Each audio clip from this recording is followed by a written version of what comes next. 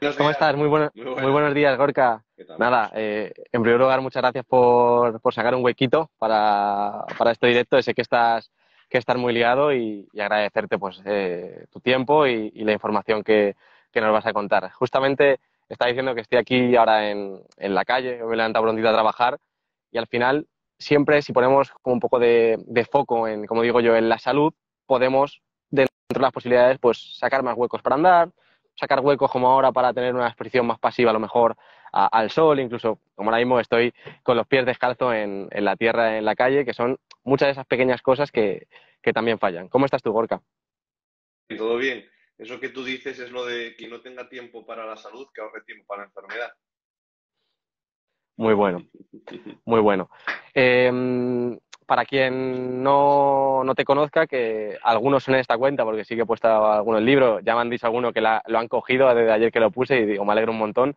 Cuéntanos un poquito quién es Gorka, qué es y qué es lo que haces. Bueno, Marcos, yo soy doctor por la Universidad de Oviedo, tengo un máster en nutrición clínica y osteopatía, soy fisioterapeuta y osteópata y estoy especializado, bueno, en medicina funcional, en el abordaje integrativo de la salud.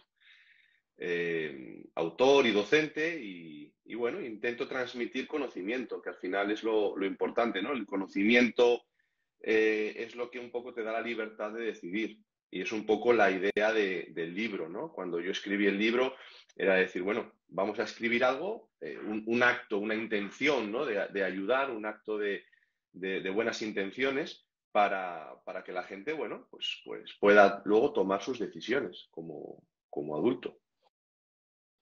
Personalmente, la verdad es que yo me fijo mucho también no solo en el contenido, sino en la forma en que está escrito. Y personalmente a mí me pareció una lectura muy, muy agradable y creo que tienes una manera de escribir que lo hace bastante ameno, ¿no? Me entiendo ahí cierto incluso sentido del humor o ciertas metáforas en ciertos aspectos, además de que es un libro ciertamente como complejo también, ¿no? O sea, que lo mezcla un poquito todo, para quien no quiera quedarse a lo mejor solo en la superficie y un vídeo muy, muy divulgativo, sino que también quiera profundizar, lo recomiendo un montón y gracias por ese trabajo. Yo encantado. Está un poco escrito de esa manera, ¿no? Para que tanto el ego como el científico, el médico, quien quiera profundizar, tenga ahí todo el conocimiento, es decir, pueda las diferentes profundidades acceder cualquiera. Está escrito para alguien que no tenga conocimiento, sí que habrá algún tipo de sección que pueda ser un poquito más, no sé, pues más dura de leer, pero bueno, al final tiene que estar apoyado en fisiología, en bioquímica, que es como al final nosotros tenemos que justificar lo que explicamos, ¿no? Cuando explicamos a alguien, oye, pues hace esto o esto para mejorar tu salud, no puede ser por créetelo, por mis Claro. titulaciones o porque te caigo bien, sino que tiene que estar apoyado.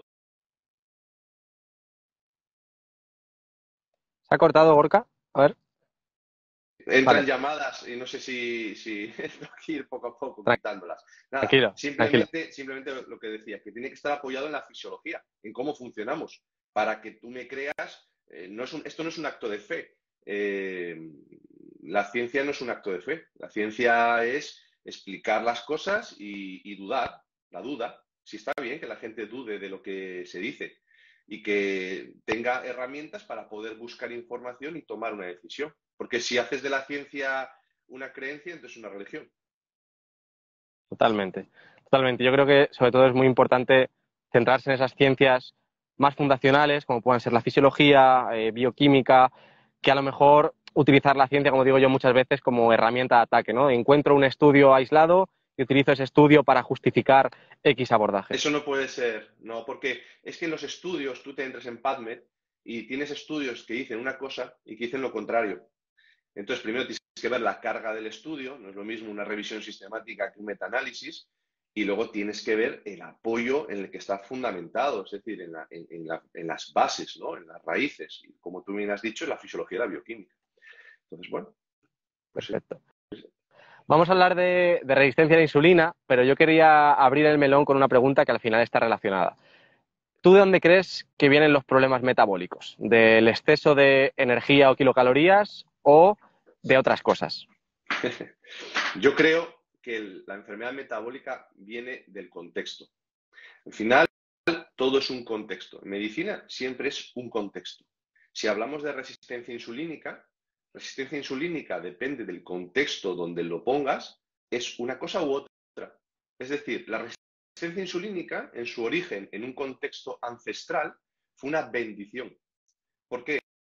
Porque había muy poca comida y había que gastar mucha energía.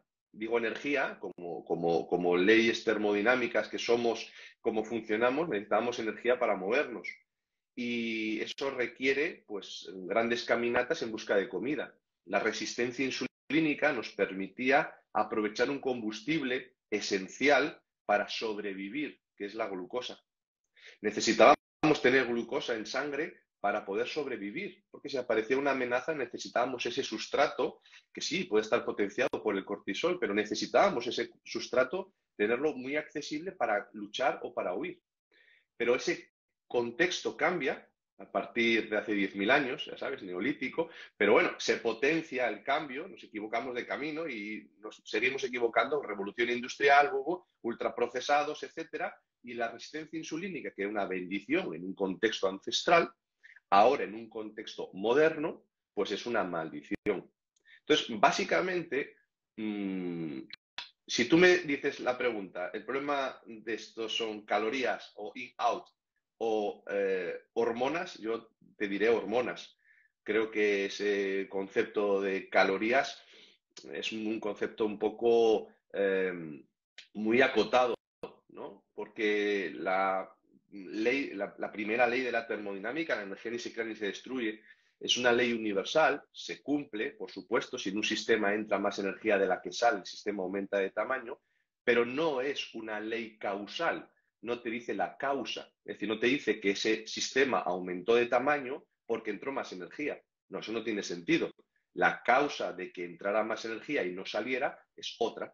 Y ese contexto, pues deberíamos decir que es un contexto aberrante que altera la función hormonal. Sí.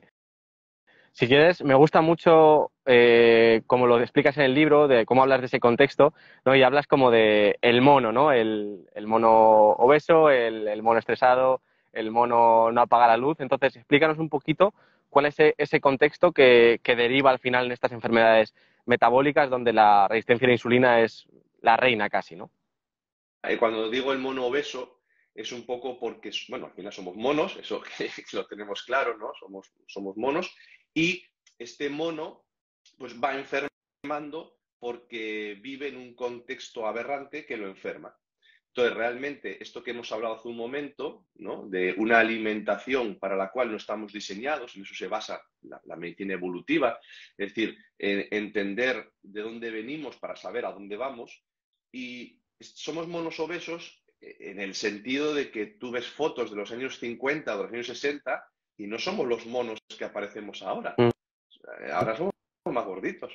Entonces, realmente es un contexto, pero ya digo que viene de muy atrás, viene de un cambio de alimentación porque tuvimos que elegir. Es decir, el cambio de alimentación que se produjo del paleolítico al neolítico fue elegir. O acabamos como especie, nos moríamos, nos extinguíamos, o cambiamos a una alimentación donde, bueno, teníamos unos recursos más accesibles. Realmente es porque no había caza y recolecta para todos. Pero el cambio a un modelo neolítico de agricultura y generó cambios. Disminuimos la talla, el ser humano se hizo más pequeño, en los restos paleofósiles aparecen ya cambios en los huesos, hay ya alteraciones en el esmalte, quiero decir, ya hay problemas micronutricionales. Y esto ya te digo que se va potenciando con revolución industrial, alimentos alejados de la naturaleza, que es lo que nos venden y lo que nos entra por los ojos, y es en los que nos tienen como atontados con todas estas informaciones que no están basadas en nada, ¿no? Como te dicen por la tele. O las pirámides, no las de Egipto, que siempre digo, ¿no? Las Sí. pirámides alimentarias. Desde los años 80, esas pirámides con la base, los hidratos de carbono. Pero si nuestra fisiología no está diseñada para tener una ingesta tan intensa y tan agresiva de carbohidratos, no está diseñada.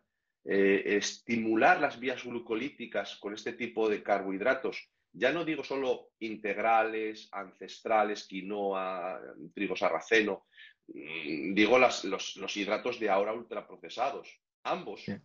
crean un sustrato glucémico para el cual nuestras células no están diseñadas. Y lo que hacen nada más, es decir, las células lo que hacen es sobrevivir.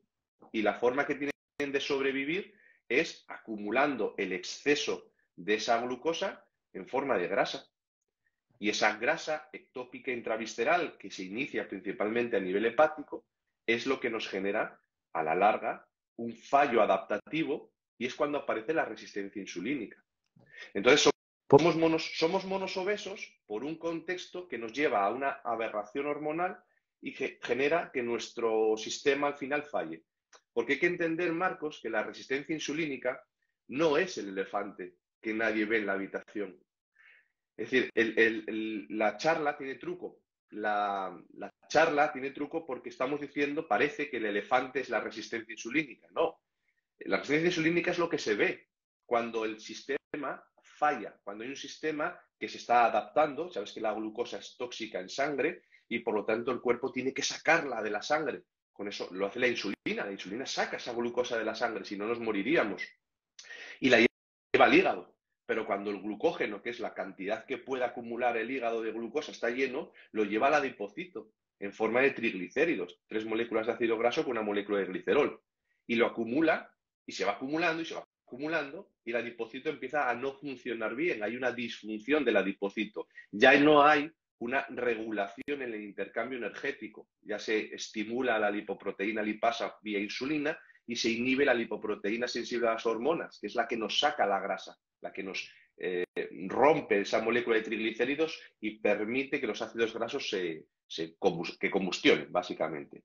Entonces, esos niveles elevados de insulina, por un contexto aberrante, es decir, la hiperinsulinemia, eso es el elefante que nadie ve en la habitación. Los niveles altos de insulina, ¿por qué? Pues porque nos ponen en el plato alimentos para el cual no estamos diseñados, mono obeso. Nos ponen estrés, nos generan estrés para el cual no estamos diseñados, el mono estresado.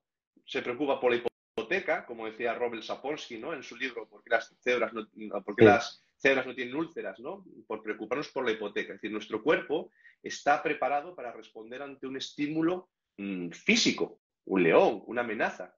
Libera cortisol y ese cortisol libera glucosa para actuar. Eso se quema, ciclo de Krebs. Y utilizarla, claro. Claro, porque la glucosa está bien, es un combustible rápido, pero para utilizarla en casos de emergencia o en casos puntuales, no para vivir constantemente en una vía glucolítica. Eso es lo que genera la inflexibilidad metabólica a la que nos llevan las mayorías de las patologías. Entonces, monoestresado por estímulos, es decir, volvemos otra vez a un contexto aberrante.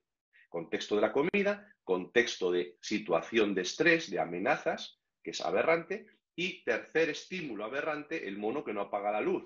Es decir, cuando fuera de noche nosotros encendimos la luz, ¿no? La luz alejó los fantasmas del exterior, pero nos generó unos fantasmas interiores, que es alteraciones en el núcleo supraquiasmático, es decir, en una zona del cerebro donde la luz genera melanopsina que estimula los relojes internos. Cuando esos relojes deberían de tener un cierto estímulo en unas ciertas horas, nosotros pues generamos esa aberración cronobiológica, ¿no? Esos ritmos circadianos alterados. Bueno, al final, como ves, son todo contextos que no hay que obsesionarnos, que no es que tengamos ahora que andar con antorchas y taparrabos, pero sí que tenemos que un poco generar una flexibilidad, es decir, flexibilidad en cuanto, oye, a poner pantallas de luz amarilla por la noche, es algo que incluso hay programas que te hacen automáticamente, tampoco hay que obsesionarse, pues no sé, la alimentación, pues no seguir las recomendaciones de unos señores que eran la Asociación de Agricultores de Estados Unidos, que son los que crearon las pirámides de alimentación. Claro, si las pirámides de la alimentación las crean agricultores, en la base no te van a poner carne. No tiene sentido, ¿no? Entonces, bueno, al final es un poco tener este conocimiento para tomar decisiones, es decir, como empezamos la charla. Por ponerlo un poco todo en contexto, teníamos a nivel genético unas adaptaciones, ¿no?, que favorecían una resistencia a la insulina porque era muy positivo. En este caso, el que si en algún momento tuviésemos más acceso a ese carbohidrato, que pudiésemos como maximizar esa ganancia de grasa porque era interesante de cara al futuro. Ahora estamos en un contexto diferente. nuestros genes también, por así decirlo, prácticamente no se han modificado desde que aparecimos en este mundo, pero solo hace 10.000 años empezamos a cambiar un poco la alimentación, por lo tanto, ni incluso estamos adaptados a esa alimentación de hace 10.000 años, menos a la de ahora, que es aún mucho más nociva, es decir, favorecimos el POR de la humanidad por así decirlo, el perjuicio a nivel interno, ¿no? El del individuo, que obviamente no vamos a hablar si está bien o mal, es solo, como tú dices, información para saber una cosa y otra. Y luego, por otro lado, este contexto en el que estamos viviendo, donde hay niveles excesivos de cortisol, donde nos exponemos a la luz por la noche, no nos exponemos a la luz por el día, tampoco salimos a la calle porque estamos al final todo el día dentro, donde comemos productos procesados, donde tampoco nos movemos, genera ese contexto al final metabólico donde la resistencia a la insulina es la cara visible, ¿no? La resistencia insulínica es cuando ya hay un fallo adaptativo, es cuando ya se produce, pues, que el cuerpo es incapaz de sacar esa glucosa de la sangre. Pero es que 10 años antes, incluso hay estudios que dicen 20 años antes, ya se estaba generando el problema con los niveles altos de insulina. La hiperinsulinemia es como una bocina. Imagínate una bocina. Empieza a sonar una bocina, nos molesta, pero si llevas 2 años oyendo un sonido de una bocina, al final te vuelves resistente al sonido de esa bocina. Eso es lo mismo que ocurre con nuestro cuerpo. Si tienes niveles altos de insulina durante muchos años, al final el cuerpo se vuelve resistente a la insulina. No es que se agote, porque a veces cuando decimos resistencia a la insulina, parece que el páncreas se ha agotado, ya no genera insulina, hay que pincharla en un diabético tipo 2, ¿no? Otra cosa es un diabético tipo 1, donde hay una autodestrucción de las células beta. Pero en un tipo 2 parece como que se ha agotado la resistencia. No, no se ha agotado la insulina. Lo que pasa es que, vamos a decir que los órganos están llenos de grasa, se puede ser gordo por dentro y delgado por fuera. No significa que haya que tener un sobrepeso evidente, sino que se puede tener grasa ectópica intravisceral, grasa acumulada dentro de las vísceras. Y eso hace que las vísceras no funcionen bien. Entonces, realmente la resistencia insulínica es lo que al final se observa cuando la glucemia empieza a elevarse.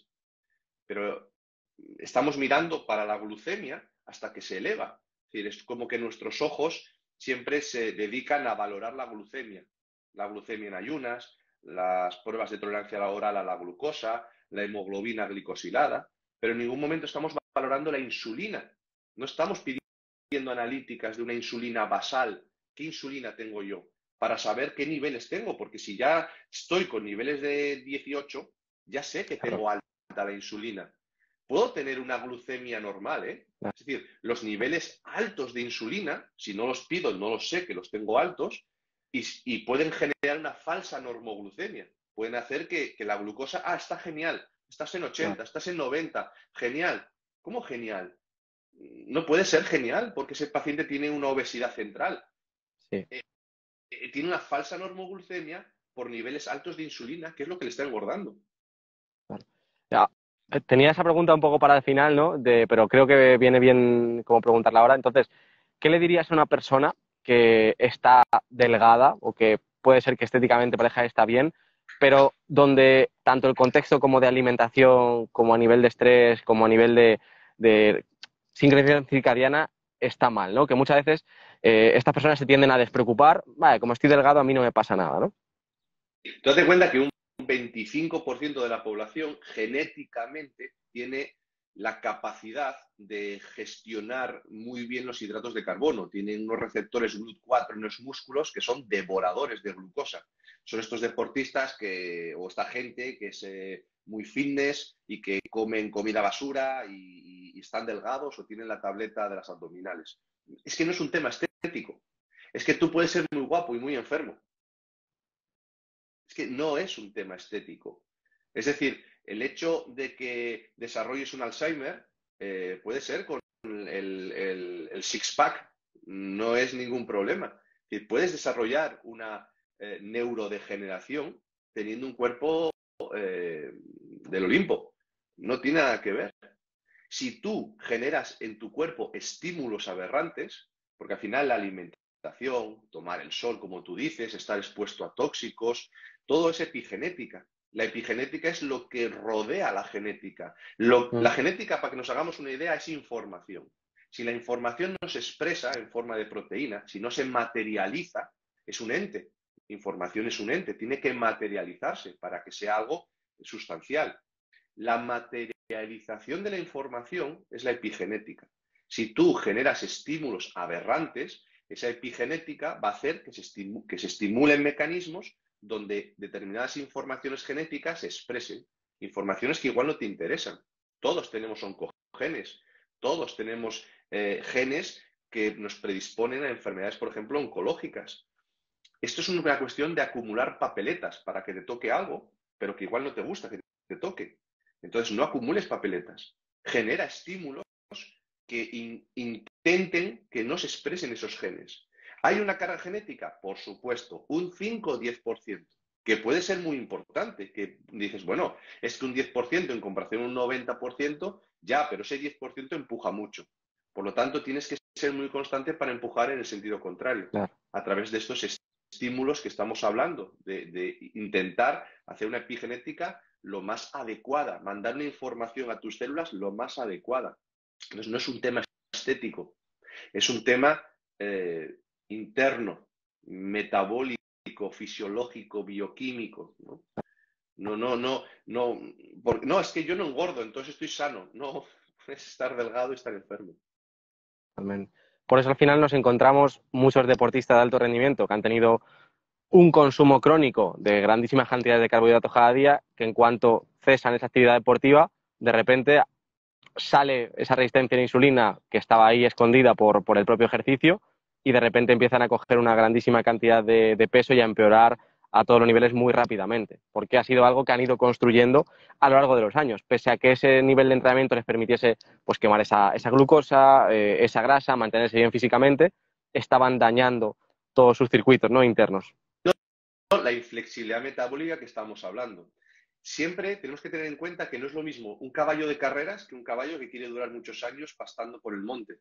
Un caballo de carreras, un deportista, come de una manera porque lo que estás pidiéndole es un rendimiento. La gente piensa, la pasta, el arroz, pero eso es muy bueno si lo comen los deportistas. No, que los deportistas se ganan la vida en eso. Y entonces comen eso para tener niveles altos de glucosa que sea un combustible que les haga ser más rápidos. Pero eso no se puede mantener con los años, pues un deportista de alto nivel, raro es los que pasan de 30. ¿Por qué? Porque una cosa es rendimiento, comer para rendir, y otra cosa es comer para vivir años. Si un deportista sigue comiendo como comía cuando estaba rindiendo, cuando estaba comiendo para rendir, si sigue con ese modelo de alimentación, sus articulaciones se glicalizan, es decir, se destruyen, empieza la obesidad, sobre todo la obesidad central, ¿no? Porque al final los deportistas, la mayoría ves que se ponen de lados cuando los ves gorditos. De espaldas no se ven gorditos, ¿no? ¿Por qué? Porque es una obesidad central. Es inflexibilidad metabólica. Lo que pasa es que la inflexibilidad metabólica con 30 años o con 20, que es la mayoría de los deportistas, no pasa nada. Y bueno, y a ver en qué deportistas te fijas. Porque los deportistas de alto rendimiento genéticamente tienen un plus. Si no, seríamos todos de alto rendimiento. Sí, el entrenamiento es importante, pero también hay un punto de genética, de facilidad, de que las cosas te salen casi innatas, ¿no? Sí. Pero si tú sigues comiendo de esa manera durante más años, pues empiezan a aparecer los problemas. Aquí has Al final, sí. sí, no, dime, No, que has Carlos. planteado una cuestión interesante, a mí me gusta siempre como hacer a la gente genere un poco conciencia o hacerle reflexionar, y es cuál debe ser tu objetivo, ¿no? ¿Qué objetivo quieres? ¿Vivir más años de la mejor calidad o rendir a tope y entrenar 6 días a la semana de los 20 a los 40 años? Eso es lo que uno debe pensar, y si toma la decisión con, como digo, con esa información y con esa conciencia, perfecto. Siente muy rápido. Al final, la cuestión es no vivir muchos años, sino vivir con calidad esos años. Y volvemos a lo mismo, son estímulos, son estímulos. Hay gente que te puede decir, bueno, pero es que en el Paleolítico morían con 15 años, no me vale. Es mentira, eso es un mito como muchos otros que hay. De hecho, la esperanza de vida en el Paleolítico era mayor que la de ahora. Si no morías por que te comía alguien o por una infección. Entonces, si no morías por una infección o porque te comía alguien, vivían como esperanza de vida más que ahora. Entonces, algo estaremos haciendo mal si la esperanza de vida se va disminuyendo. Vale, han preguntado por cuáles serían los valores de insulina aceptables o buenos, y ahora te lanzo otra pregunta. Los niveles de insulina basal en ayunas deberían estar, lo ideal, en 7, 6. No la queremos alta, no la queremos por encima de 10, por encima de 12, no la queremos tan alta. Tampoco la queremos muy baja, tampoco la queremos en 1 o 2. Yo creo que 6 está bien, 6, 7, 4, por ahí está bien. Vale. Nos has hablado de la pirámide alimentaria, ¿no? Que tiene en la base estos carbohidratos, incluso refinados, ¿no? Como pueden ser las harinas, el trigo, el pan, etcétera, y que sumado a todo el contexto en el que estamos sumidos causan aún más estragos, ¿no? Porque a lo mejor en los años 50 o 60 podría haber una alimentación, incluso a lo mejor estos alimentos estaban bastante presentes, aunque sí que a lo mejor sí que había más consumo de mantequilla, otros productos de origen animal, pero la gente seguía desayunando leche con colacao, seguía comiendo pan, seguía comiendo pasta, pero no estaban gordos porque había un contexto. Vale, esa pirámide alimentaria hoy se ve incluso más nociva. ¿Qué pirámide alimentaria buscamos un poco en contraposición, ¿no? Para no caer en ese desajuste metabólico, ¿no? Que deriva luego en resistencia a la insulina? La respuesta rápida es la que hay en el libro, que tú la sabes. La que puede ser un poquito más, no tenemos tiempo para explicar, pero en líneas generales podríamos decir una pirámide que siga un modelo de alimentación para el cual estamos diseñados. Es decir, ¿para qué estamos diseñados? Mira, principalmente existen 3 macronutrientes, ¿no? En todos los alimentos hay 3 macronutrientes: los carbohidratos, la grasa y la proteína. Uno de ellos es principalmente estructural, sirve para formar nuestra estructura, las proteínas. Las proteínas son material de construcción. ¿Necesitamos comer proteínas? Sí. ¿Las proteínas dañan los riñones? No. ¿Las proteínas generan algún problema? No. Las proteínas de buena calidad, y cuando digo buena calidad son las proteínas animales, lo que corre, lo que vuela, lo que nada, es algo para lo cual estamos diseñados para comer. Yo siempre digo que respeto la moralidad vegetariana, no tengo ningún problema. Yo a mis pacientes trato, pues si son vegetarianos, que sean al menos ovo-vegetarianos, al menos que coman una proteína de alta calidad biológica como es el huevo. No hace falta comer carne si no quieres comer carne, o pulpo, o yo qué sé, no hace falta. Con el huevo es suficiente. Pero lo ideal sería comer carne, pescado, huevos, casquería, mariscos bivalvos, ¿no? Tipo pulpo, calamares, sepia, chipirón. Eso sería el pilar para formar estructura. Porque si no, con los años viene la sarcopenia, que nadie la quiere, la pérdida de masa muscular asociada a la edad. Muy típica en el contexto de cuando se obtiene proteína vegetal a través de juntar legumbres con cereal, ¿no? Que no es lo mismo. Sí, son los aminoácidos, pero no es lo mismo la calidad de los aminoácidos que la cantidad de los aminoácidos. Entonces, la proteína, importante. Y luego tienes 2 macronutrientes energéticos con el que obtener energía, que son los carbohidratos y que es la grasa. ¿Qué ocurre? Lo que hablábamos.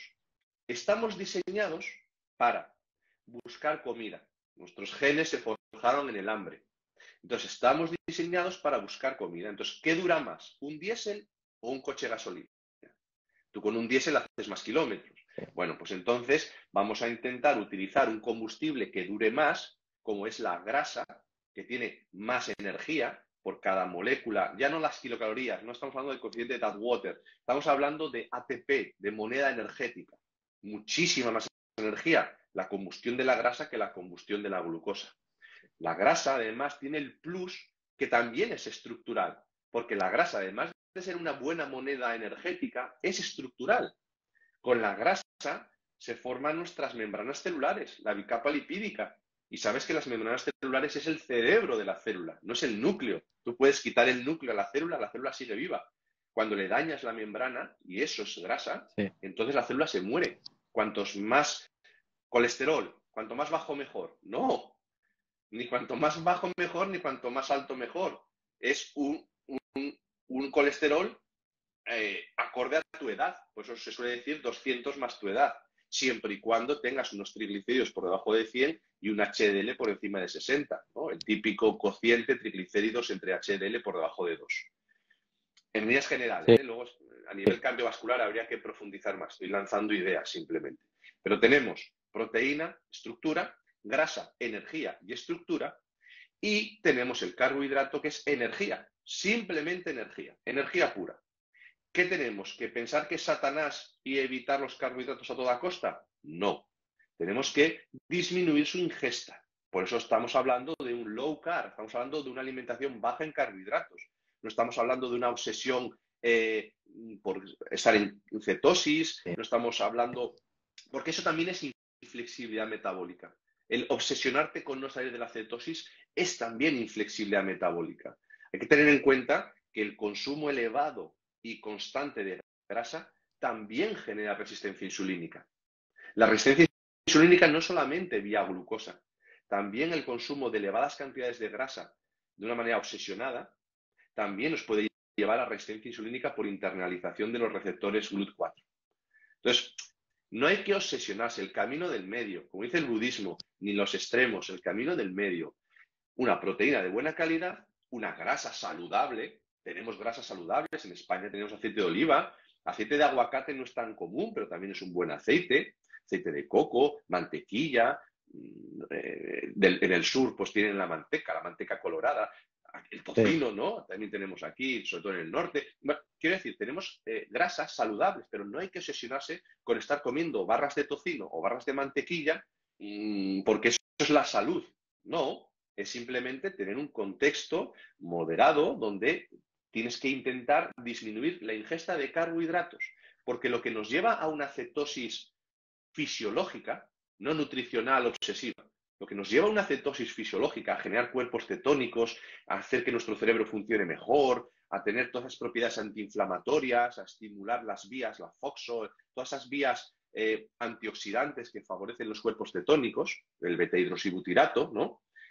No se consiguen con la obsesión de comer grasa, sino con la moderación de no comer o con la moderación de comer carbohidratos. Es decir, disminuir la ingesta de carbohidratos, hacer pequeños ayunos para los cuales estamos diseñados, ayunos que hacían nuestros abuelos, que cenaban a las 8 y desayunaban a las 8, que hacían 12 horas de ayuno. Simplemente que, bueno, en el 2016 se le concedió un premio Nobel a un japonés por decir, es que a partir de 16 horas se estimula la autofagia, el recambio de nuestras células, como que nos regeneramos. Genial. Pues entonces, bueno, pues de vez en cuando también vamos a hacer ayunos. Pero que no hay que obsesionarse, no hay que obsesionarse con nada. Eso es. Al final, como la grasa también tiene ese función estructural, debe ir un poco antes, ¿no? También que el carbohidrato, y ya que la grasa también nos va a aportar energía, necesariamente pues el carbohidrato hay que disminuirlo en parte, ¿no? Como tú dices, al final también para entrar en cetosis también hace falta como no solo una restricción del carbohidrato, sino también a nivel energético no estar aportando mucho, que es lo que evolutivamente también ocurría, ¿no? Es Mira, Marcos, distinto, podemos... bajar la insulina. Bajar la insulina. Es decir, la insulina, si tú la bajas, estimulas la cetogénesis. Entonces, ¿cómo bajas la insulina? Pues no estresando todo el día. ¿Cómo baja la insulina? Pues no comiendo carbohidratos todo el día. ¿Cómo baja la insulina? Haciendo pequeños ayunos. Es bajar la insulina. Lo que estimula la cetogénesis es la bajada de insulina o la bajada de energía. Es decir, lo que estimula la AMPK. Es un sensor energético. Cuando nuestro cuerpo siente que pasa hambre, se estimulan los mecanismos de autofagia, de supervivencia. Sí. Y eso es lo que es bueno, no pasar hambre todo el día, sino en determinados momentos hacer ese estímulo celular a nivel energético, puede ser, pero luego cuando comes, tener un apoyo energético procedente pues, de la grasa, para que el cuerpo no pase hambre constantemente, que es lo que ocurre con las típicas dietas hipocalóricas y todo esto que se basa en las calorías in-out, Sí. donde haces pasar al cuerpo hambre todo el día. Entonces lo que hace es que el metabolismo basal baja y entonces no metes energía pero tampoco sale, te quedas igual. Y como no bajas el termostato que tenemos en el cerebro, que es el que fija el peso, que es lo que se dice el insulinostato, porque es un termostato que se fija al alza con la insulina. Pues entonces, si tú metes pocas calorías, pero cuando metes calorías son procedentes de los hidratos de carbono, no bajas el termostato y entonces ocurre lo que se llama el rebote, el efecto rebote. Cuando cansas de pasar hambre y de medir las cosas y vuelves a comer de manera natural, como el termostato lo tienes fijado al alza, pues vuelve a subir el peso. Al final también para lo que muchas personas le interesa, ¿no? Que es el tema de a lo mejor perder peso, ¿no? Que siempre me gusta decir que es una consecuencia de una mejora del estado de salud. Al final lo que tenemos que aportar al organismo es lo suficiente para que no entre en ese estado de de déficit calórico tan agresivo, donde, como tú dices, no saque energía fuera, ¿no? Que aportemos lo suficiente tanto a nivel de energía como de diferentes macronutrientes, micronutrientes, para que no esté en esa situación de supervivencia, pero al mismo tiempo favorecer con la alimentación un entorno hormonal donde con el tiempo esa insulina vaya bajando, donde el cortisol no esté constantemente elevado por el tipo de ritmo de vida que tenemos y podamos ir perdiendo ese peso poco a poco a largo plazo, ¿no? Que es a veces también lo que nos cuesta entender y lo que siempre me gusta incidir de que una situación metabólica en la que nos hemos metido durante 20 años no la vamos a resolver en 3 meses. Carrera de fondo, no es una carrera de velocidad. Yo a la gente muchas veces le digo, ¿pero tú quieres perder peso o ganar salud? No, el peso. Digo, pero primero tendrás que ganar salud. Primero tendrás que ganar salud. Porque alguien que tiene salud no tiene sobrepeso, es fisiología. Muy bueno. También da para reflexionar, ¿no? Tipos de mensajes sociales que nos están vendiendo hoy en día, ¿no? Sobre cualquier peso vale, etcétera. Pero es así, pero es que los judíos de los campos de concentración estaban sanos porque pesaban muy poco. Totalmente, totalmente. Háblanos un poquito de, si quieres, para terminar, que no te quiero tampoco quitar mucho tiempo, sobre el cortisol, porque también creo que tiene un papel muy relevante en toda esta situación. Sí, el cortisol es relevante en el sentido que, como hemos dicho, estimula la liberación de glucosa. Entonces, una persona que vive estresada constantemente, a nivel solamente fisiológico, ya lo que va a generar es un estímulo aberrante. Fíjate, el contexto es que el eje del estrés, hipotálamo, hipófisis suprarrenal, era otra bendición, porque cuando aparecía una amenaza, se estimulaba noradrenalina en el locus coeruleus del cerebro. Eso lo que generaba era a nivel hipofisario que se liberaran hormonas que generaban cortisol y endorfinas. Las endorfinas para luchar y si te herían, pues no sentir tanto dolor y poder seguir luchando para sobrevivir. Y el cortisol para tener más velocidad, para correr más. ¿Por qué? Porque éramos monos que encima habíamos perdido los colmillos para poder roer, para hacer el movimiento de deducción, para comer raíces. Entonces teníamos pocas herramientas. La mayoría de las veces lo mejor era correr y subirse a un árbol. Esa bendición que te daba el cortisol y endorfinas y subías a un árbol y no te comía nadie, hacía que se estimulara el hipocampo generaba un aprendizaje, cuando aparezca un león, corro y me subo a un árbol y así sobrevivo, y se apagaba el eje del estrés vía GABA, vía ácido gamma-aminobutírico. Pero es que nosotros vivimos constantemente estresados, porque el león no lo ves, sino que siempre es como está ahí de reojo. Entonces se activa ese eje que está constantemente activado. Y la hipercortisolinemia, el aumento de cortisol constante, nos lleva a hiperglucemia. La hiperglucemia nos lleva a hiperinsulinemia. Ya tenemos el elefante. Es decir, que la hiperinsulinemia no pensemos que solamente es a través o se trata a través de no comer hidratos de carbono. Hay que moderar, por supuesto, los hidratos de carbono y elegir fuentes lo más naturales o evolutivas, ¿no? Pues, trigo sarraceno, que decíamos antes, ¿no? Intentar pues elegir unos hidratos tubérculos, unos hidratos más cercanos, no alejados, ¿no? Por la industria, pero también hay que entender que hay un contexto, pues imagínate, pues cortisol, estrógenos, los cambios hormonales, menopáusicos, perimenopáusicos, también están ahí. El insomnio no deja de ser estrés para el cuerpo. El cuerpo le da igual que sea un león, que sea que no duermes porque le das vueltas a las cosas. Todo eso genera un contexto aberrante, son estímulos aberrantes. Entonces, ¿el estrés es bueno? Sí, para sobrevivir. El problema es el estrés crónico. El estrés crónico es lo que nos enferma, los monos estresados que hablábamos. Y algo que le cuesta entender a las personas es que simplemente en una situación de estrés crónico sostenido puedes enfermar, pese que a lo mejor el resto de cosas estén más o menos bajo control y no tengas una mala alimentación o, entre comillas, te muevas, porque ese estrés al final va dañando tu metabolismo.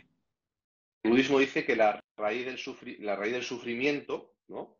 Es el deseo, es el estar constantemente deseando, obsesionándose, es la mente, la mente. Entonces, si la mente es una de las raíces del sufrimiento, pues claro, si el problema no es morirse, el problema es sufrir por una enfermedad que igual a la cual no debíamos de exponernos tan temprano. Igual lo normal es estar enfermos por determinadas pues condiciones estacionales o por caídas, pero no por enfermedades, por hacer funcionar mal a una Mm. maquinaria que está diseñada para funcionar de otra manera.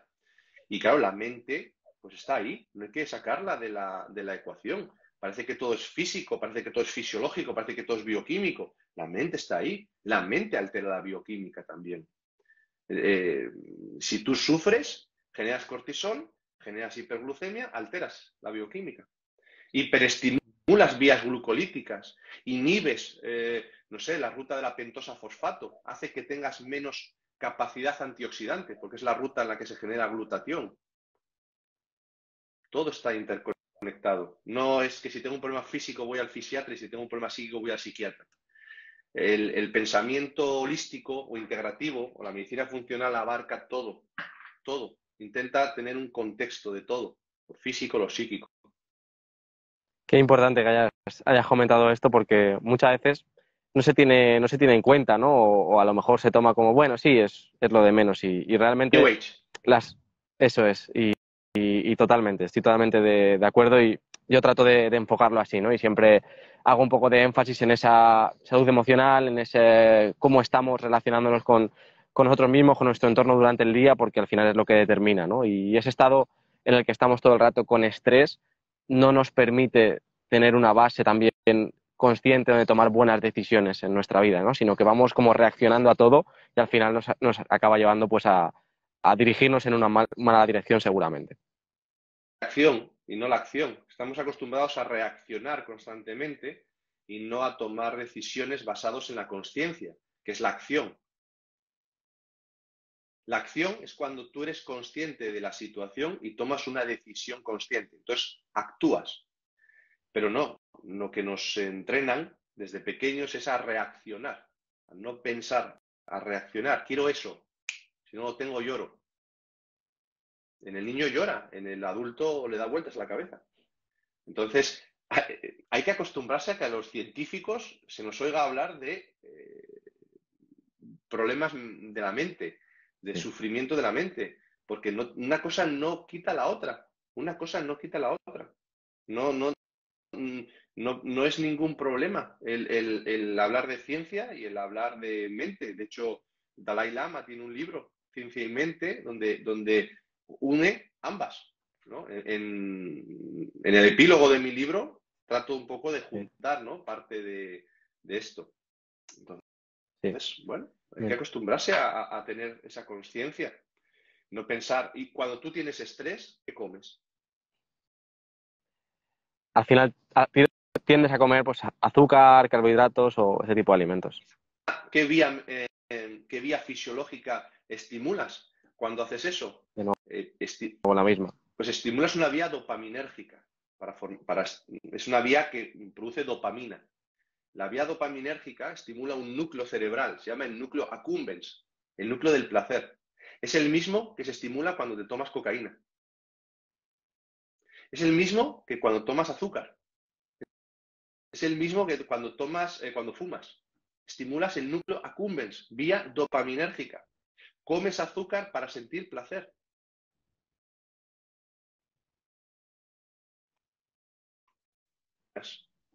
Y entonces tienes ansiedad y como necesitas calmar la ansiedad, pues lo más fácil es tomar azúcar en cualquiera de sus formas para estimular el núcleo accumbens y sentir placer. Aunque haya gente que no le guste que se relacione de esta manera, pero es así, es así. Tiene un poder de adicción similar a la heroína, el azúcar.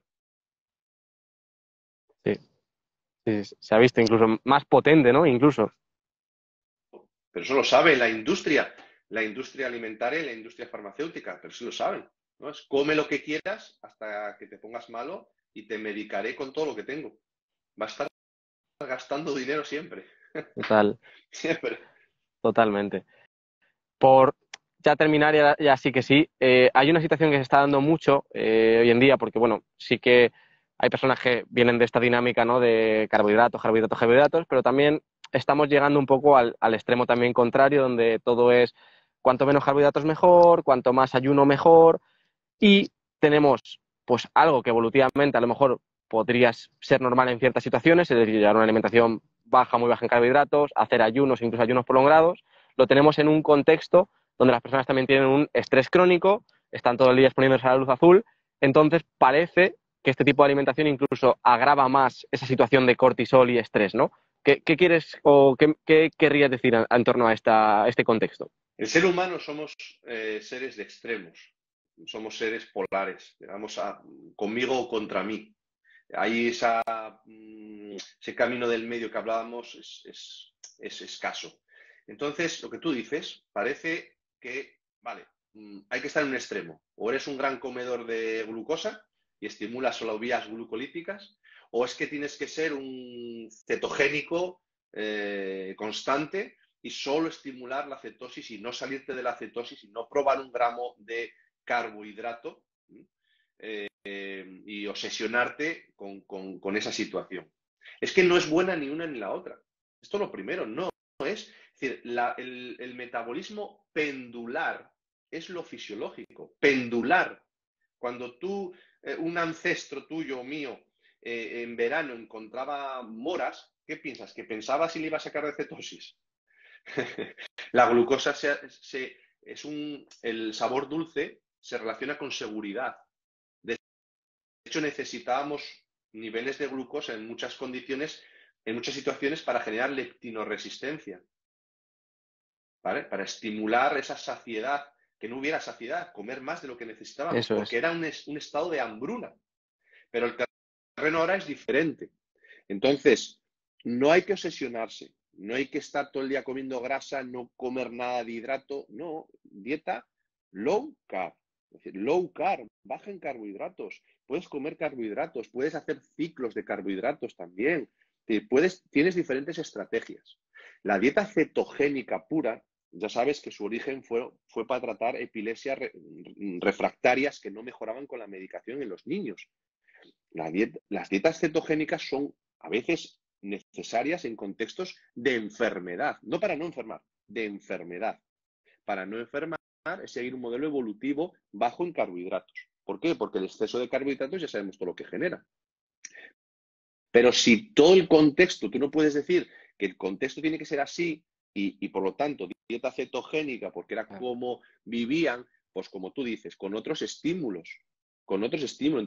Entonces el contexto no es el mismo. Tenemos que adaptarnos, que se parezca, pero no es exactamente igual. Se dice, fíjate, se dice, es más importante el código postal que el código genético. Solo por donde vivas, donde vives. Si vives en el norte, en Mordor, que aquí no sale el sol, o si vives en una zona de contaminación, o si vives en un determinado sitio, solamente por donde vives ya es mucho más importante para tus genes que todo el resto de lo que hagas.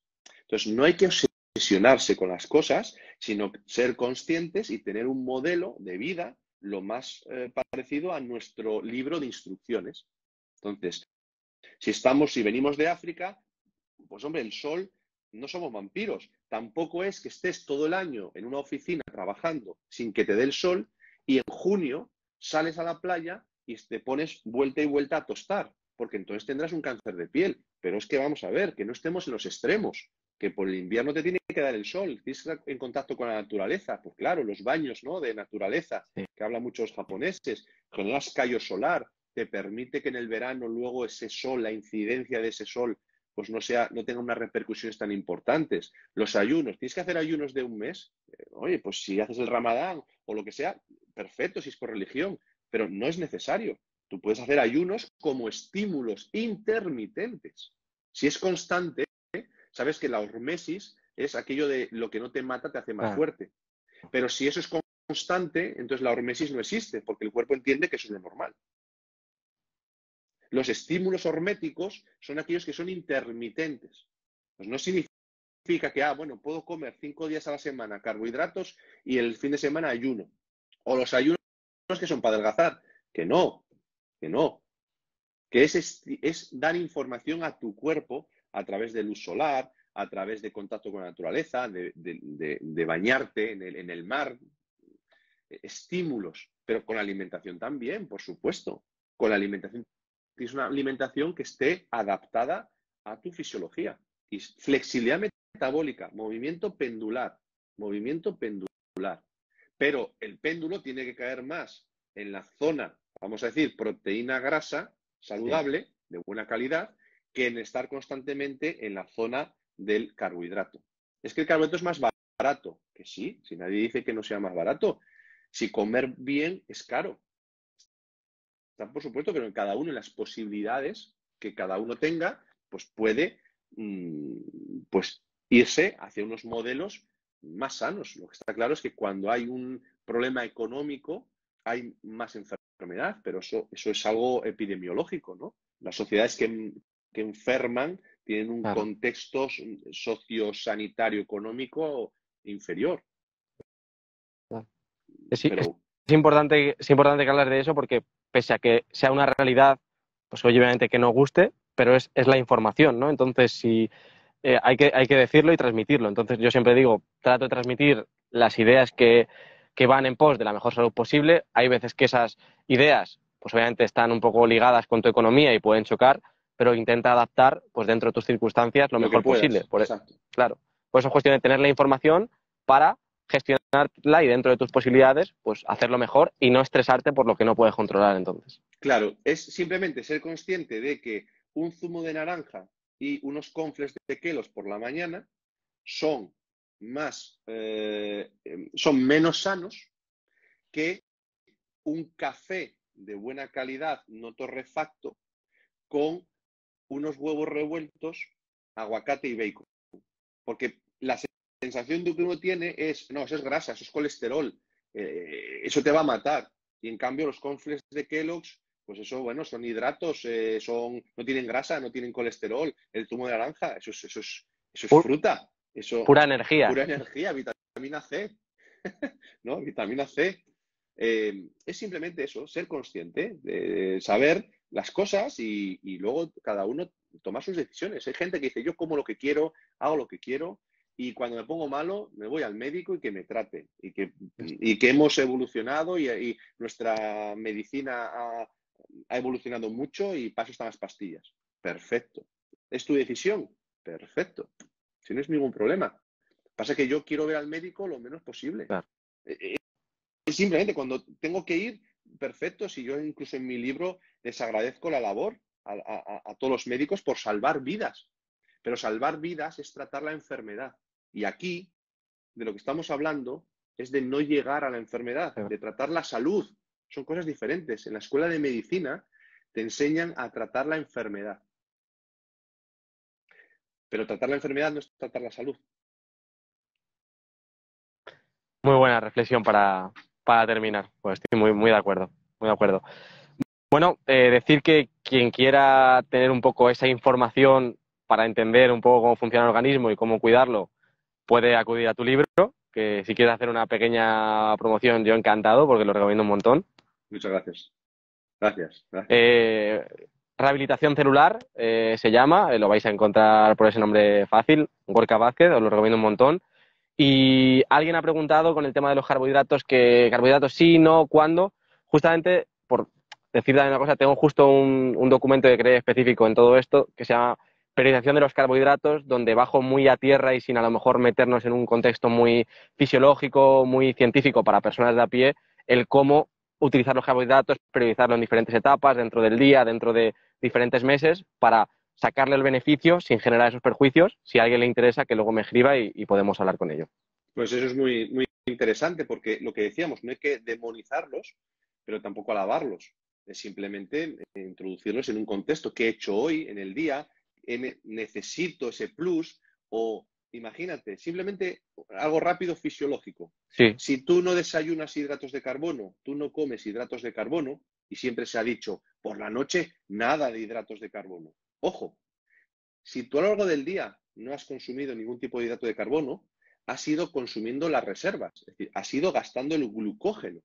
Llegas a la noche con un glucógeno, si has hecho ejercicio, te has movido, etcétera, con un glucógeno vacío. Es decir, tu cuerpo tiene capacidad para acumular glucosa sin acumular en la grasa, es decir, reponer el glucógeno.